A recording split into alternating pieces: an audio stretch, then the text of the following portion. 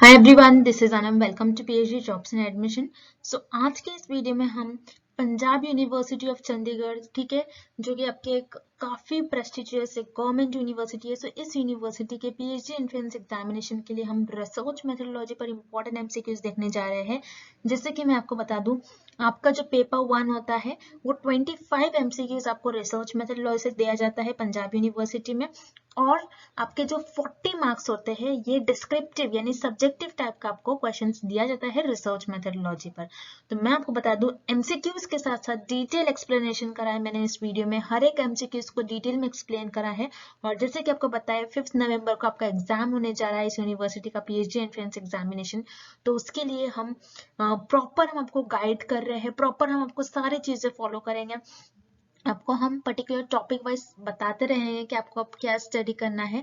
तो आपको हमारे इस वीडियो के साथ एंड तक बने रहना है, और जो भी हम आपको फॉलो करने कहते हैं, जो भी हम आपको गाइड कराते हैं, जिस तरीके से आपको सारी चीजें फॉलो करने हैं। तो चलिए आज के इस सेशन को हम स्टार्ट करते हैं। So let's begin with the video.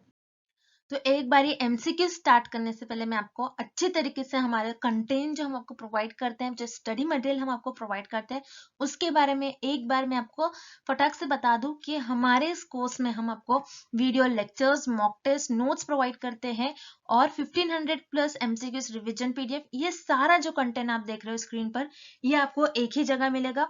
कई स्टूडेंट्स क्या करते हैं, इंटरनेट से स्टडी मटेरियल रिफर करते हैं। सो इंटरनेट पे जो लैंग्वेज यूज करी जाती है, बहुत डिफिकल्ट लैंग्वेज यूज करी जाती है, जिससे कि आपको समझ नहीं आता है क्या लिखा हुआ है, किस तरीके से ये जो कंटेंट है आपको किस तरीके से रीड करना है, कितना कंटेंट आपको फॉलो करना है। क्योंकि हम हमारे कोर्स में आपको बताते हैं आपको कितना स्टडी मटेरियल यूज करना है। बहुत ज्यादा भी नहीं आपको पढ़ना है, बहुत कम भी नहीं, आप जितना सफिशिएंट है आपके स्टडी के लिए उतना आपको पढ़ना है। सो हमारे कोर्स में हम आपको गाइड करते रहते हैं कि किस तरीके से आपको किस टॉपिक पर ज्यादा फोकस रहना है, कहाँ से ज्यादा क्वेश्चंस आपको पूछे जा सकते हैं। ये सारी चीजें हमारे कोर्स में हम आपको बताते हैं। सो हमारा ये जो कोर्स है, हम आपको गारंटी के साथ कहते हैं कि हमारे इसी कोर्स से आपको एग्जाम में 30 से 35 क्वेश्चन डायरेक्टली पूछे जाएंगे। तो जल्द से जल्द आपको कोर्स को परचेस करना है। परचेस करने के लिए स्क्रीन पर ये जो नंबर नजर आ रहा है, इस पर व्हाट्सएप के थ्रू हमें कॉन्टैक्ट करना है। याद रखिएगा, नॉर्मल कॉल इस नंबर पर नहीं लगेगा, और आप हमारे इस ऐप के थ्रू भी स्टडी मटेरियल को एक्सेस कर सकते हो। सो ऐप को एक्सेस करने के लिंक मैंने आपके साथ डिस्क्रिप्शन बॉक्स में प्रोवाइड कर रखी है। So that's it, and let's begin with the MCQs. First question, mean, median and mode. इस क्वेश्चन में हमें फाइंड आउट करना है मीन, मीडियन एंड मोड, ये तीनों भी क्या होते हैं। So remember, mean, median and mode आपके मेजर्स ऑफ सेंट्रल टेंडेंसी होती है। तो सेंट्रल टेंडेंसी को मेजर करने के लिए हम मीन, मीडियन एंड मोड का यूज करते हैं। सो पहले हम देखते हैं सेंट्रल टेंडेंसी होता क्या है, एंड देन उसके बाद हम ये तीनों भी टर्म्स देखेंगे, मीन, मीडियन एंड मोड। तो सेंट्रल टेंडेंसी वो टर्म होता है जो किसी भी डिस्ट्रीब्यूशन की टिपिकल, और यू कैन से मिडल और सेंट्रल वैल्यू को बताती है। अब मान लो आपके पास एक इंफॉर्मेशन है, आपने कुछ डेटा कलेक्ट करा, और आपका जो डेटा है कुछ इस तरीके से स्प्रेड आउट है। तो आपका जो डेटा है आपने कुछ इस तरीके से स्प्रेड कर दिया, आपने कुछ इस तरीके से डिस्ट्रीब्यूट कर दिया। तो इसी वर्ड से आपका वर्ड बना है डिस्ट्रीब्यूशन। ओके, तो आपके पास डेटा है, आपने उस डेटा को कुछ इस तरीके से स्प्रेड आउट करा, और इस डेटा में जो मिडिल और जो सेंट्रल वैल्यू होंगी ये हो जाएगी आपकी सेंट्रल टेंडेंसी। तो सेंट्रल टेंडेंसी को मेजर करने के लिए हम मीन, मीडियन एंड मोड, ये तीनों भी टर्म्स का यूज करते हैं। अब मीन क्या होता है, मीन जिसको हम ये भी कहते हैं कि एवरेज वैल्यू। अब मान लो मेरे पास कोई 3 वैल्यूज है, x1, x2 एंड x3। अब मुझे इन वैल्यूज का मीन निकाला है, तो मैं कैसे निकालूंगी, x1 plus x2 plus x3, तीनों भी वैल्यूज को ऐड कर और जितने वैल्यूज है उससे मैं डिवाइड कर दूंगी। सो ये मेरी हो जाएगी मीन। अब मीडियन क्या होता है कि आपके पास जो भी डेटा है उसकी मिडिल वैल्यू। अब जैसे मेरे पास ये डेटा था x1 plus x2 plus x3, इस डेटा में मेरी मिडिल वैल्यू हो जाएंगी x2। अगर मैं लेफ्ट साइड से देखती हूँ तो मैं सेकंड नंबर पर जो वैल्यू आती है वो x2 आती है, और राइट साइड से भी जो मैं वैल्यू देखूंगी सेकंड नंबर पर मेरा x2 आएगा। तो इस डेटा में मेरी जो मिडिल वैल्यू होंगी वो होंगी x2। मीडियन क्या होता है, आपके डेटा की मिडिल वैल्यू को हम कहते हैं मीडियन। एंड मोड क्या होता है, आपके डेटा में एक ऐसी वैल्यू और एक ऐसी क्वांटिटी जो ज्यादा बार रिपीट हो रही है, जो सबसे ज्यादा बार रिपीट हो रही है। अब मान लो मेरे पास एक डेटा है x1 plus x1, x2, x2, x2, x3, x4। अब ये मेरे पास जो डेटा है इसमें एक ऐसी वैल्यू जो सबसे ज्यादा बार रिपीट हो रही है, तो सबसे ज्यादा बार कौन सी वैल्यू रिपीट हो रही है, x2 x2 एंड x2, ये मेरी 3 बार ये वैल्यू रिपीट हो रही है।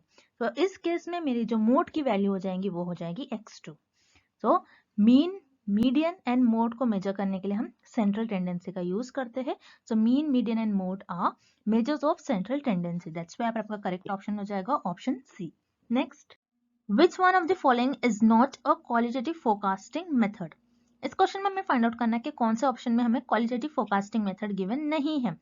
अब क्वालिटेटिव का मतलब क्या होता है, जैसे क्वालिटेटिव किसी चीज की क्वालिटी बताता है। जैसे क्वालिटेटिव रिसर्च में हमारे पास जो भी डेटा होता है वो टेक्स्ट और वर्ड्स के फॉर्म में होता है। क्वालिटेटिव रिसर्च में हमारे पास data.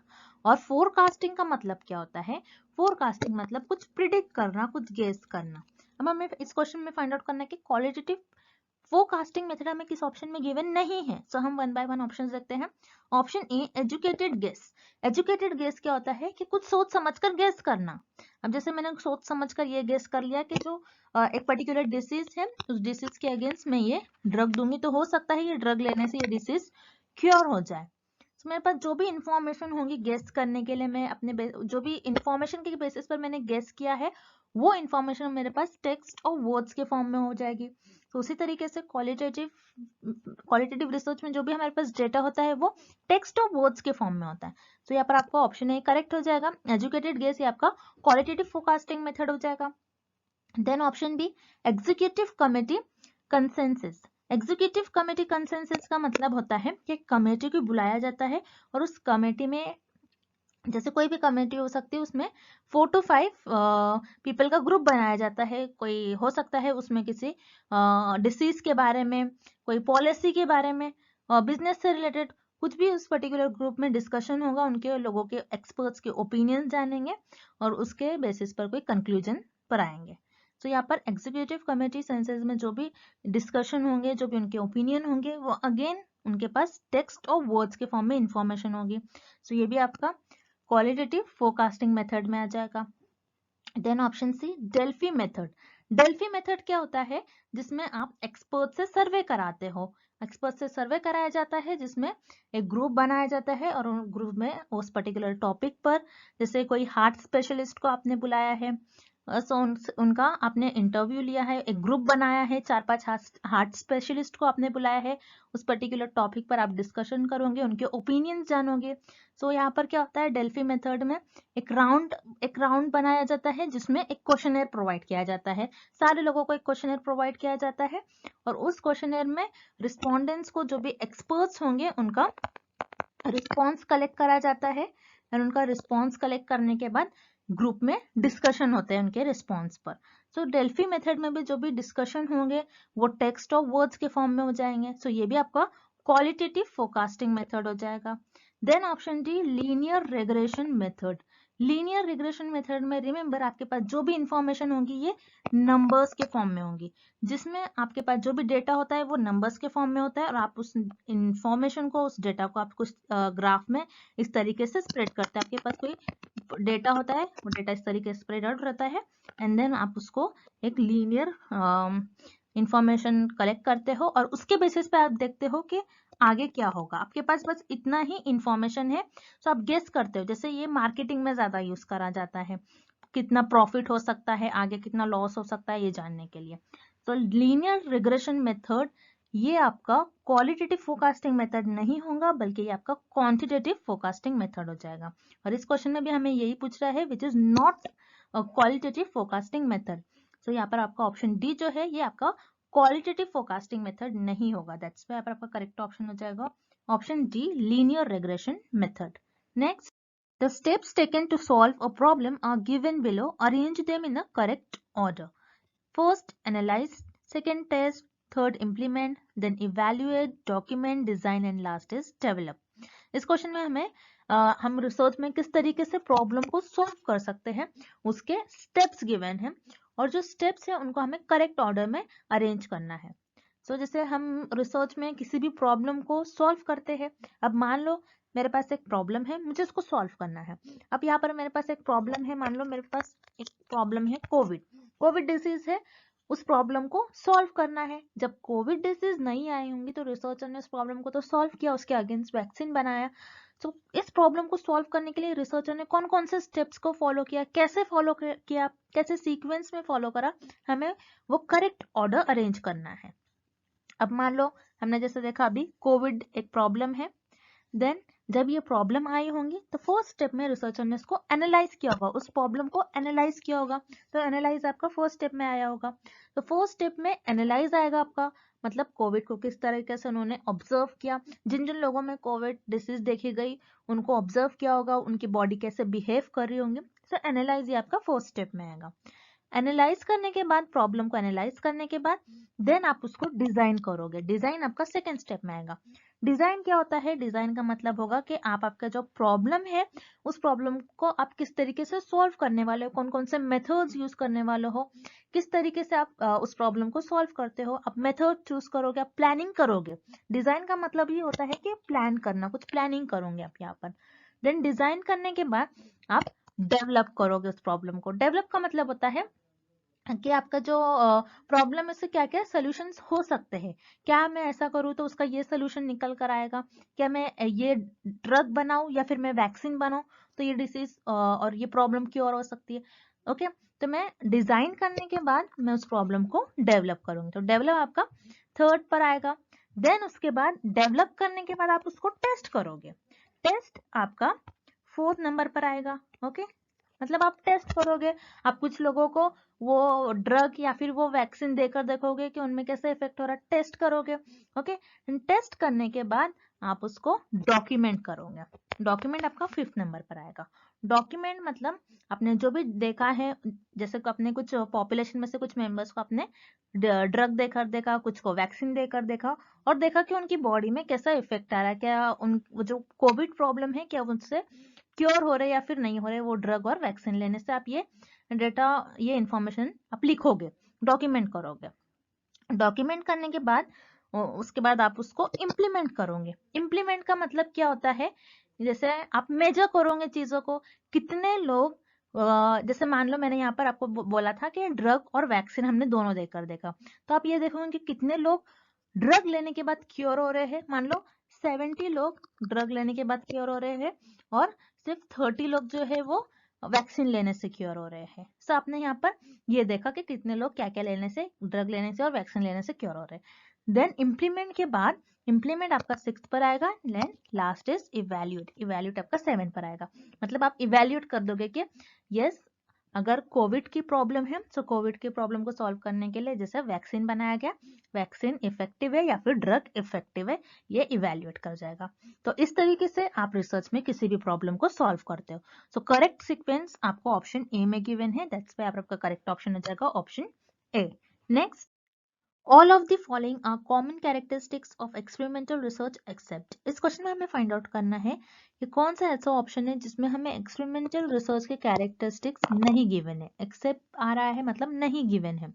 So one by one हम ऑप्शंस देखते हैं। Option A, it relies primarily on collection of numerical data. Yes, experimental research में प्राइमरीली कौन सा न्यूमेरिकल डेटा ही हम कलेक्ट करते हैं। सो यहाँ पर आपका ऑप्शन ए करेक्ट हो जाएगा। This is the characteristics of experimental research. Then option B, it leads always to cause and effect relationship. Yes, experimental research हम इसीलिए कंडक्ट करते हैं बिकॉज हमको ये देखना होता है कि कॉज एंड इफेक्ट रिलेशनशिप क्या हो रहा है। मेनली एक्सपेरिमेंटल रिसर्च में हम हमारी हाइपोथेसिस को टेस्ट करते हैं, तो हम यही देखते हैं कि कॉज एंड इफेक्ट रिलेशनशिप कैसा हो रहा है बिटवीन द वेरिएबल। तो यहाँ पर आपका ऑप्शन बी भी करेक्ट हो जाएगा। Then option C, it is based on deductive logic. Yes, यहाँ पर आपका ऑप्शन सी भी करेक्ट है अबाउट एक्सपेरिमेंटल रिसर्च, और this is the characteristic of experimental research. Experimental research based होती है आपकी डिडक्टिव लॉजिक पर। डिडक्टिव लॉजिक का मतलब क्या होता है कि आपके पास already theory, already information available होती है, उस थियोरी पर आप हाइपोथेसिस ले डाउन करते हैं। जैसे मैंने आपसे अभी कहा कि हम जो हाइपोथेसिस ले डाउन करते हैं उसी को एक्सपेरिमेंटल रिसर्च में टेस्ट करते हैं। तो हाइपोथेसिस को एनालाइज करते हो, आप ऑब्जर्व करते हो एंड देन उसको टेस्ट करते हो और ये बताते हो वेदर इट इज ट्रू और false. So basically deductive logic का मतलब क्या होता है? आपके पास थियोरी ऑलरेडी अवेलेबल होगी, उस थियोरी पर आप हाइपोथेसिस ले डाउन करते हो, उसको ऑब्जर्व करोगे और उसको टेस्ट करोगे, प्रूव करोगे, उसको रिजल्ट दोगे आप। Then option D, it is rarely conducted in a controlled experimental setting. No, because experimental research का मेन एम क्या होता है, जैसे मैंने आपको कहा cause and effect relationship find out करना, मतलब इंडिपेंडेंट वेरिएबल का डिपेंडेंट वेरिएबल पर क्या इफेक्ट हो रहा है ये देखना एक्सपेरिमेंटल रिसर्च का मेन एम होता है। लेकिन एक्सपेरिमेंटल रिसर्च में रिसर्चर क्या करते हैं, जो एक्स्ट्रा वेरिएबल्स है जिसको हम एक्सट्रेनियस वेरिएबल कहते हैं, उनको कंट्रोल करने की कोशिश करते हैं during the experiments. So experimental research में हमेशा रिसर्चर जो एक्स्ट्रा वेरिएबल है उनको कंट्रोल करने की कोशिश करते हैं ताकि वो डिपेंडेंट वेरिएबल को अफेक्ट ना करे। सो इसमें आपको रेयरली बोला है, दैट्स व्हाई ये ऑप्शन इनकरेक्ट है, this is not a characteristic of experimental research. So यहाँ पर आपको ऑप्शन डी करेक्ट हो जाएगा, it is rarely conducted in a controlled experimental settings. Next, for nominal data, the only measure of central tendency that can be applied is. इस question में हमें find out करना है, अगर आपके पास नॉमिनल डेटा है उस केस में आपको उस डेटा को मेजर करना है, देन आप कौन सी सेंट्रल टेंडेंसी का यूज करोगे, कौन सी सेंट्रल टेंडेंसी यूज कर कर उस डेटा को मेजर करोगे, हमें ये फाइंड आउट करना है। सो रिमेंबर, जैसे हम देखते हैं स्केल्स ऑफ मेजरमेंट के 4 टाइप्स होते हैं, nominal, ordinal, interval and ratio. उसमें आपको यहाँ पर गिवन है nominal. Nominal data, nominal scale में आपके पास जो भी डेटा होगा वो आपके पास नंबर्स के फॉर्म में नहीं होता है, आपको ये याद रखना है, नंबर्स के फॉर्म में आपके पास डेटा नहीं होता है। आप क्या करते हो नॉमिनल डेटा में, लोगों के फीचर्स के हिसाब से, कोई भी चीज के फीचर्स के हिसाब से उनको बस डिवाइड करते हो कैटेगरीज में। ओके, तो जो भी इनके फीचर्स हो, जो भी सिमिलरिटीज होंगी, उनके कैरेक्टरिस्टिक्स के बेसिस से आप उनको कैटेगराइज करते हो, उनको डिवाइड करते हो। सो ये होता है आपका नॉमिनल डेटा। अब नॉमिनल डेटा को मेजर करने के लिए आप कौन से सेंट्रल टेंडेंसी का यूज करोगे, सिर्फ और सिर्फ मोड। और मोड क्या होता है, मोड जैसे कि हमने देखा था अभी, मोड का मतलब होता है कि आपके पास जो भी इंफॉर्मेशन है उस इंफॉर्मेशन में सबसे ज्यादा बार, मैक्सिमम बार कौन सी वैल्यू रिपीट हो रही है। मोड को हम मैक्सिमम फ्रीक्वेंसी एलिमेंट भी कहते हैं, आपको याद रखना, मोड को हम क्या कहते हैं, मैक्सिमम फ्रीक्वेंसी एलिमेंट। आपके पास जो भी डेटा होगा उस डेटा में कौन सा एलिमेंट ऐसा है जो मैक्सिमम बार, सबसे ज्यादा बार रिपीट होगा, वो आपका हो जाएगा मोड के अंदर। ओके, सो उसी तरीके से मोड में आपके पास जो भी इंफॉर्मेशन होंगी, जो भी कैरेक्टरिस्टिक होंगी, जो भी आपके पास फीचर्स होंगे, जो भी रिपीट हो रही होंगी, तो नॉमिनल डेटा को मेजर करने के लिए आप मोड का इस्तेमाल करोगे। मोड के लिए आपको जरूरी नहीं है कि नंबर्स ही हो, रिमेंबर, मोड में आपको जरूरी नहीं होता है कि आपके पास सिर्फ नंबर्स के फॉर्म में डेटा हो। लेकिन जैसे आप यहाँ पर देख रहे हो, arithmetic mean, harmonic mean, mean अगर जब आप कैलकुलेट करते हो, मीन को कैलकुलेट करने के लिए आपके पास कुछ नंबर्स होने चाहिए, दैट्स व्हाई यहाँ पर आपको ऑप्शन ए और बी दोनों भी इनकरेक्ट हो जाएगा। Then option C, median. Median क्या होती है, आपके पास जो भी डेटा होता है उसमें जो मिडिल वैल्यू होती है, मिडिल वैल्यू का आप कहते हो मीन। सो यहाँ पर मीडियन में भी आपके पास कुछ ना कुछ वैल्यूज होना चाहिए। सो यहाँ पर आपका ऑप्शन सी भी इनकरेक्ट हो जाएगा, बिकॉज नॉमिनल डेटा में हमारे पास जो भी डेटा होता है वो नंबर्स के फॉर्म में नहीं होता है। सो हम इस केस में कौन सा स्केल ऑफ मेजरमेंट यूज करेंगे, सिर्फ और सिर्फ मोड। दैट्स व्हाई आपका करेक्ट ऑप्शन हो जाएगा option D, mode. Next, the standard error of the mean of a random sample of size 2 और मोर।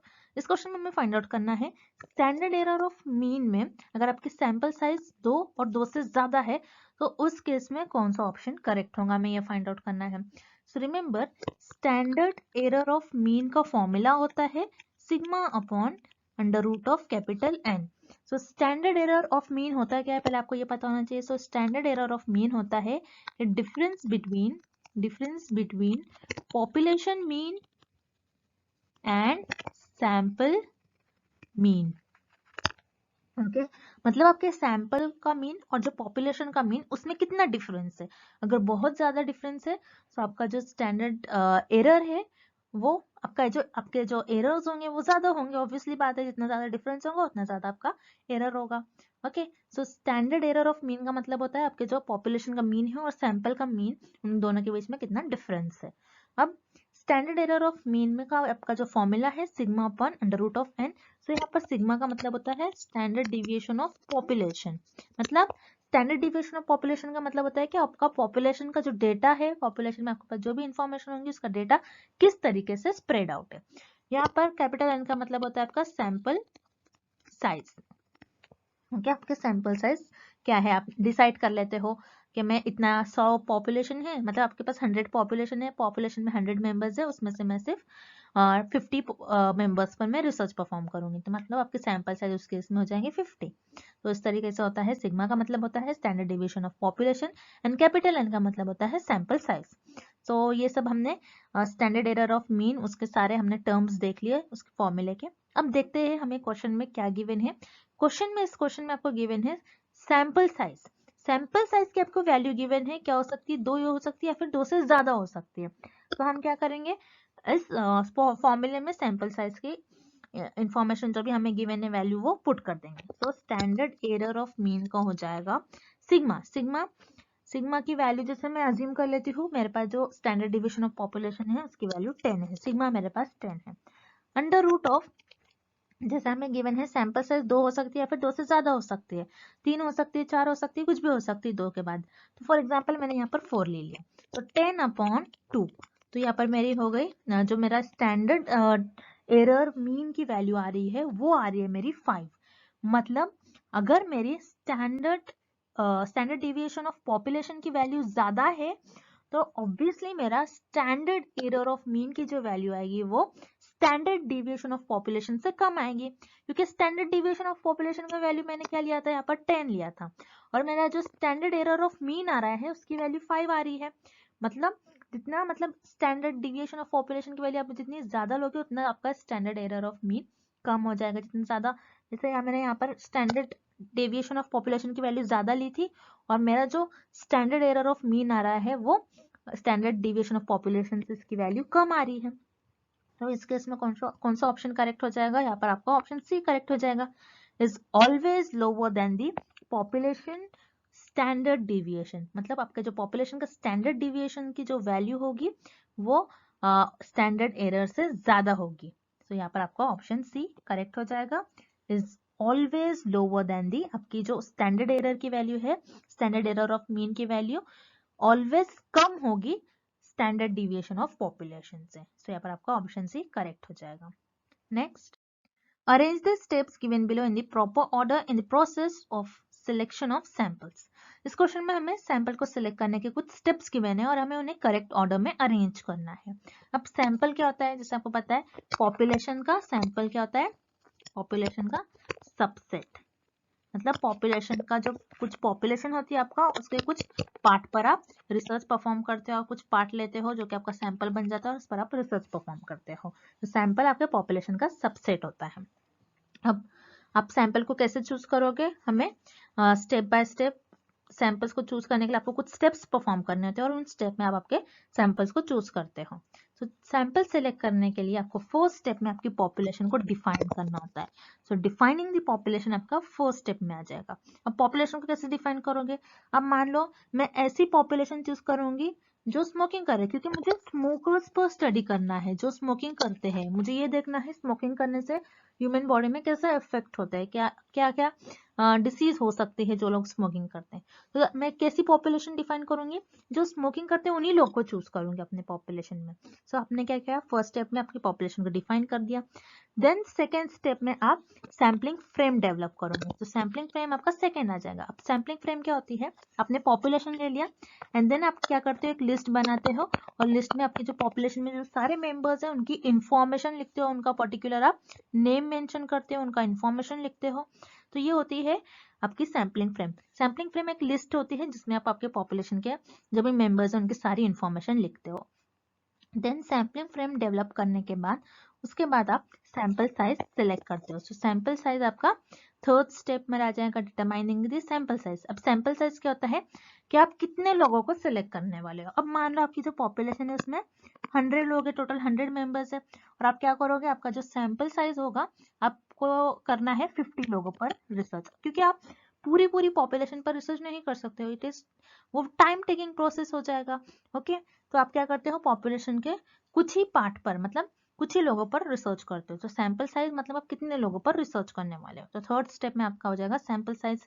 सैंपल साइज सिलेक्ट करने के बाद आप उसके बाद आप सैम्पलिंग मेथड चूज करोगे कि किस मेथड से आप सैंपल परफॉर्म करोगे। जैसे अब मैंने सैंपल साइज सिलेक्ट कर लिया कि मैं 50 लोगों पर रिसर्च करूंगी, देन कौन से मेथड से, क्या मैं प्रोबेबिलिटी लूंगी या फिर नॉन प्रोबेबिलिटी, मतलब मैं रैंडमली सैंपल सिलेक्ट कर लूंगी या फिर अपने कन्वीनियंस और जजमेंट के बेसिस पर सैंपल्स को सिलेक्ट कर लूंगी। सो स्पेसिफाइंग सैम्पलिंग मेथड ये आपका 4th पर आ जाएगा एंड लास्ट आपका हो जाएगा सिलेक्टिंग सैंपल। देन आप सैंपल्स को सिलेक्ट कर सकते हो। सो ये हो जाएंगे आपके करेक्ट ऑर्डर सैंपल्स को सिलेक्ट करने के लिए। सो ये ऑर्डर आपको ऑप्शन सी में गिवन है, दैट्स व्हाई आपका करेक्ट ऑप्शन हो जाएगा option C. Next, if alpha is equals to 0.05 and beta is equals to 0.10, the power of that hypothesis test is। इस क्वेश्चन में हमें फाइंड आउट करना है कि अगर आपके अल्फा की वैल्यू 0.05 है एंड बीटा की वैल्यू 0.10 है, देन इस केस में आपकी पावर ऑफ हाइपोथेसिस टेस्ट की वैल्यू क्या होगी। पावर ऑफ हाइपोथेसिस का मतलब होता है प्रोबेबिलिटी, आपको याद रखना है, probability that the correctly reject the null hypothesis. मतलब कितने परसेंट चांस है, कितने परसेंट प्रोबेबिलिटी मतलब चांस, कितने चांस होगा कि आप करेक्टली आपकी नल हाइपोथेसिस को रिजेक्ट कर रहे हो, करेक्ट वैसे आप आपकी नल हाइपोथेसिस को रिजेक्ट कर रहे हो, ये कितने परसेंट चांस होगा, उसे हम कहते हैं पावर ऑफ हाइपोथेसिस टेस्ट। अब पावर ऑफ हाइपोथेसिस टेस्ट का फॉर्मूला होता है 1 माइनस बीटा। 1 माइनस बीटा की वैल्यू आपको गिवन है 0.10, सो 1 माइनस 0.10 होता है आपका 0.90। रिमेंबर इस क्वेश्चन में बस आपको कंफ्यूज करने के लिए अल्फा की वैल्यू गिवन है, ओके आपको कंफ्यूज नहीं होना है। पावर ऑफ हाइपोथेसिस टेस्ट का फॉर्मूला होता है 1 माइनस बीटा, सो 1 माइनस 0.10 अगर आप सब्स्टिट्यूट करते हो तो आपका आंसर हो जाएगा 0.90। तो आपका करेक्ट ऑप्शन हो जाएगा ऑप्शन बी 0.90। तो पावर ऑफ हाइपोथेसिस टेस्ट में एक बार फिर से रिपीट कर रही हूँ, क्या होता है कि कितने परसेंट चांस है कि आप आपके नल हाइपोथेसिस को करेक्ट वे से रिजेक्ट कर रहे हो। तो इस केस में आपका 90% ये चांस होगा कि आप आपके नल हाइपोथेसिस को करेक्ट वे से रिजेक्ट कर रहे हो। तो यहाँ पर आपका करेक्ट ऑप्शन हो जाएगा option B 0.90। Next, all the following are parametric test except. इस क्वेश्चन में हमें फाइंड आउट करना है कि पैरामेट्रिक टेस्ट का टाइप हमें किस ऑप्शन में गिवन नहीं है। सो पैरामेट्रिक टेस्ट ये टर्म कहाँ से आया है, पैरामेट्रिक टेस्ट ये टर्म होता क्या है, हम इस डायग्राम के थ्रू समझते हैं। तो याद रखिए हाइपोथेसिस को हम अपनी रिसर्च में टेस्ट करते हैं। हाइपोथेसिस एक टेंटेटिव स्टेटमेंट होता है जो रिसर्चर के अजम्पशंस और गेसेस पर बेस्ड होता है। तो रिसर्चर जब भी हाइपोथेसिस को टेस्ट करते हैं तो सिर्फ और सिर्फ नल हाइपोथेसिस को टेस्ट करते हैं। नल हाइपोथेसिस को रिसर्चर जब टेस्ट करते हैं उसमें हाइपोथेसिस टेस्टिंग का यूज करते हैं। सो हाइपोथेसिस टेस्टिंग का यूज करने के लिए रिसर्चर को स्टैटिस्टिकल टेस्ट का यूज करते हैं रिसर्चर। स्टैटिस्टिकल टेस्ट क्या होते हैं, स्टैटिस्टिकल टेस्ट आपके दो टाइप के टेस्ट होते हैं, जिसमें होते हैं आपका parametric test and non parametric test. Parametric test, so parametric test क्या होते हैं, जिसमें आप आपकी जो पॉपुलेशन है, पॉपुलेशन का जो डिस्ट्रीब्यूशन है उसको नॉर्मल अज्यूम करते हैं। मतलब आपका जो पॉपुलेशन है इसका डिस्ट्रीब्यूशन कुछ इस तरीके से है, मतलब ये नॉर्मल डिस्ट्रीब्यूशन है। सो पॉपुलेशन का डिस्ट्रीब्यूशन आप पैरामेट्रिक टेस्ट में नॉर्मल अज्यूम करते हैं। उसी तरीके से नॉन पैरामेट्रिक टेस्ट में आपका जो पॉपुलेशन है उसका डिस्ट्रीब्यूशन आप नॉर्मल अज्यूम नहीं करते हो। सो यही डिफरेंस होता है आपका parametric test and non parametric test. So parametric test के अंदर आपका आता है Z test, T test, F test and ANOVA test. So T test, ANOVA test ये दोनों आपके हो जाएंगे पैरामेट्रिक टेस्ट। तो T test and ANOVA test ये दोनों भी आपके पैरामेट्रिक टेस्ट हो जाएंगे। और नॉन पैरामेट्रिक टेस्ट में आपका क्या आता है, chi square test, U test and H test. तो उसी तरीके से इस क्वेश्चन में हमें गिवन है मैन विटने यू टेस्ट। तो मैन विटने यू टेस्ट आपका नॉन पैरामेट्रिक टेस्ट में आता है। सो यहाँ पर आपका ऑप्शन सी करेक्ट हो जाएगा। मैन विटने यू टेस्ट आपका पैरामेट्रिक टेस्ट में के अंदर नहीं आता है, बल्कि ये आपका नॉन पैरामेट्रिक टेस्ट के अंदर आता है, जिसमें आप आपकी जो पॉपुलेशन है उसका डिस्ट्रीब्यूशन को नॉर्मल अज्यूम नहीं करते हो। सो ऑप्शन डी जो आपको गिवन है पियर्सन्स कोरिलेशन कोएफिशिएंट, ये ऑप्शन बस आपको कंफ्यूज करने के लिए गिवन है। सो पियर्सन्स कोरिलेशन कोएफिशिएंट क्या होता है, आपकी कोरिलेशनल रिसर्च में कोएफिशिएंट होता है जिसे हम कहते हैं कार्ल पियर्सन्स कोएफिशिएंट। सो कार्ल पियर्सन्स कोएफिशिएंट आपको बताता है आपके जो वेरिएबल्स है कैसे एक दूसरे से कोरिलेटेड है, क्या परफेक्ट पॉजिटिवली कोरिलेटेड है या फिर परफेक्ट नेगेटिवली कोरिलेटेड है। सो जो ऑप्शन डी आपको गिवन है, ऑप्शन डी का इस क्वेश्चन से कोई लेना देना नहीं है, बस आपको कंफ्यूज करने के लिए ये क्वेश्चन दिया गया है।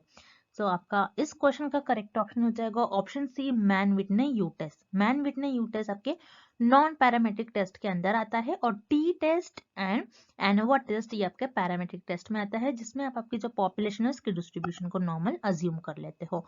और मैन विटने यू टेस्ट ये आपके नॉन पैरामेट्रिक टेस्ट में आता है, जिसमें आप आपकी पॉपुलेशन का डिस्ट्रीब्यूशन को नॉर्मल अज्यूम नहीं करते हो। सो यहाँ पर आपका ऑप्शन सी करेक्ट हो जाएगा, Mann Whitney U test. Next, which of the following statements on testing of hypothesis is always true? इस क्वेश्चन में हमें हाइपोथेसिस टेस्टिंग से रिलेटेड कुछ स्टेटमेंट्स गिवन है और हमें फाइंड आउट करना है कि कौन सा स्टेटमेंट करेक्ट है और ट्रू है। अब हाइपोथेसिस टेस्टिंग में दो वेरिएबल्स होते हैं, एक होता है आपका पी वैल्यू, फर्स्ट होता है पी वैल्यू एंड सेकेंड होता है अल्फा वैल्यू। अब पी वैल्यू क्या होता है, जिसको हम कहते हैं एरर्स, मतलब कि अगर आपने कोई टेस्ट कर रहे हैं, कुछ एक्सपेरिमेंट कर रहे हैं, एक्सपेरिमेंट के बाद आपके कितने एरर्स आ रहे हैं, सो वो हो जाएगा आपका पी वैल्यू में। और अल्फा वैल्यू जिसको हम कहते हैं significance level. Okay, significance level, significance level क्या होता है कि आप आपके जो एक्सपेरिमेंट है वो टेस्ट में आप अपना कितने परसेंट आपने एरर को अलाउ करा है, कितना आपने एरर अलाउ करा है, कितने परसेंट हो सकता है, कितने परसेंट एरर मैं अलाउ कर दूंगी, इतने परसेंट आप पहले से ये कर देते हो कि मैं इतने परसेंट अपने एक्सपेरिमेंट में टेस्ट में एरर्स अलाउ करूंगी। सो वो आपका आ जाएगा अल्फा वैल्यू में, जिसे हम कहते हैं सिग्निफिकेंस लेवल। अब आपको दो स्टेटमेंट्स याद रखने हैं। फर्स्ट वेरी इंपॉर्टेंट, आपकी जो पी वैल्यू है, P value less than alpha value होती है, मतलब लेस देन सिग्निफिकेंस वैल्यू होती है, देन उस केस में आप आपकी जो नल हाइपोथेसिस है, नल हाइपोथेसिस को रिजेक्ट कर दोगे। ओके, देन सेकेंड केस है, आपकी जो पी वैल्यू है अगर वो ग्रेटर देन अल्फा वैल्यू है, ग्रेटर देन सिग्निफिकेंस वैल्यू है, देन उस केस में आप आपकी जो नल हाइपोथेसिस है उसको एक्सेप्ट कर लोगे। ओके, ये दो आपको बहुत इंपॉर्टेंट केस है, आपको याद रखना है। पी वैल्यू अगर आपकी लेस देन अल्फा वैल्यू है, देन आप उस केस में नल हाइपोथेसिस को रिजेक्ट कर लोगे। पी वैल्यू अगर ग्रेटर देन अल्फा वैल्यू है, देन उस केस में आप आपकी नल हाइपोथेसिस को एक्सेप्ट कर लोगे। अब हम ऑप्शंस की तरफ चलते हैं। ऑप्शन ए आपको गिवन है when the null hypothesis is rejected at 5%। तो ऑप्शन ए का फर्स्ट पार्ट क्या गिवन है आपको, क्या अगर आपने आपकी नल हाइपोथेसिस को 5% पर रिजेक्ट कर लिया। ओके, मतलब इस केस में आपकी जो पी वैल्यू है, पी वैल्यू लेस देन 0.05 है। 5% का मतलब क्या होता है, 5/100, 5/100 अगर आप करते हो तो हो जाएगा आपकी 0.05। ओके, अपने नल हाइपोथेसिस में आपका जो सिग्निफिकेंस वैल्यू है वो आपने डिसाइड कर लिया कि 5% हो सकता है कि नल हाइपोथेसिस को मैं एरर अलाउ किया आपने। ओके, तो 0.05 आपका क्या हो जाएगी, आपकी अल्फा वैल्यू। ओके, तो फर्स्ट केस क्या गिवन है आपको, ऑप्शन ए में फर्स्ट पार्ट क्या गिवन है, आपकी जो नल हाइपोथेसिस आपने उसको 5% पर रिजेक्ट कर लिया। देन इसी ऑप्शन का सेकेंड पार्ट है, it is always rejected at 1% level of significance। मतलब आपकी जो p वैल्यू है इस केस में ये लेस देन 0.01 होंगी। 1% का क्या मतलब होता है, 1/100, 1/100 अगर आप करते तो 0.01 वैल्यू आती है। ओके, सो अगर मैं ऐसा बोल रही हूँ कि 0.05 जो वैल्यू है मेरी ये p वैल्यू उससे कम होगी। ओके, तो मैं क्या ये भी कह सकती हूँ कि 0.01 जो है ये p वैल्यू से कम, 0.01 जो है मेरी p वैल्यू जो है इससे कम ही होगी? नहीं, क्योंकि अगर 0.05 से कम आ रही है, पहला स्टेटमेंट क्या बोल रहा है, 0.05 से p वैल्यू कम आ रही है, मतलब वो 0.04 हो सकता है, 0.03 हो सकता है, 0.02 हो सकता है। लेकिन सेकंड क्या बोल रहा है, 0.01 से भी कम होगी। ऐसा तो पॉसिबल नहीं है। अगर 0.02 हो गया तो ये क्या हो गई, ये हाइपोथेसिस तो इनकरेक्ट हो गई, ये ऑप्शन तो इनकरेक्ट हो गया। Then second, the null hypothesis is rejected at 1%, मतलब यहाँ पर आपका p वैल्यू जो होगा, p value is less than 0.01। 0.01 पे आपका जो अपने एरर, ये अल्फा वैल्यू है, ओके, आपने ये एरर अलाउ करा है 0.01 पे, तो यहाँ पर 0.01 से आपकी p वैल्यू कम होगी। ये आपका फर्स्ट पार्ट में गिवन है ऑप्शन बी का। देन सेकेंड पार्ट क्या गिवन है, it is also rejected at 5% of level of significance. मतलब ये अगर p वैल्यू भी आपकी क्या हो जाएंगे इस केस में लेस देन 0.05। अगर ये आपका जो फर्स्ट स्टेटमेंट बोल रहा है 0.01 से आपकी p वैल्यू कम है, देन ऑब्वियसली 0.05 से भी कम ही होगी। ओके, अगर मैं लेती हूँ 0.08, मान लो 0.08 वैल्यू ले रही हूँ मैं, तो ये 0.01 से कम ही है, या फिर सॉरी 0.00 वैल्यू ले रही हूँ, मान लो फॉर एग्जांपल 0.00 वैल्यू लिया मैंने, ओके। तो मैं 0.00 वैल्यू ले रही हूँ, तो ये 0.01 से कम ही है, ओके। तो 0.00 जो वैल्यू है ये तो 0.05 से भी कम है, तो ये तो पॉसिबल है, तो यहाँ पर आपको ऑप्शन बी करेक्ट हो जाएगा। It is correct about hypothesis testing, that's पे आपका करेक्ट ऑप्शन हो जाएगा option B. When the null hypothesis is rejected at 1%, it is also rejected at 5% level of significance. So यहाँ पर आपका ऑप्शन भी करेक्ट हो जाएगा। And thank you for watching this video. Good luck with your preparation and see you tomorrow with another video.